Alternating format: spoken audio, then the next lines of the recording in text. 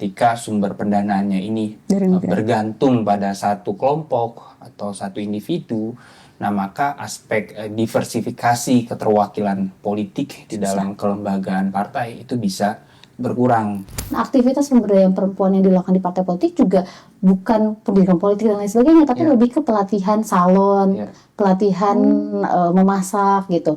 Jadi lebih yang sifatnya sosial gitu. Padahal sebetulnya partai politik kan punya fungsi untuk melakukan sosialisasi politik, rekrutmen politik gitu ya, agregasi kepentingan politik termasuk juga perempuan gitu. Tapi dari best practice yang ada gitu Mbak, sebenarnya yang mana yang lebih baik? Apakah insentif, disinsentif, atau program yang berbasis program, ataukah sebenarnya kombinasi gitu antara ketiga itu, dan gimana kombinasi itu harus dibangun pada beberapa best practice yang ada? Angka keterwakilan politik perempuan di pemilu legislatif itu bisa tinggi, salah satunya memang dipengaruhi oleh desain sistem pemilu.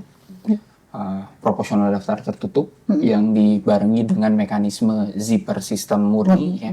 Jadi bukan di antara 3 calon ada 1 perempuan, tapi di antara 2 calon ada 1 perempuan.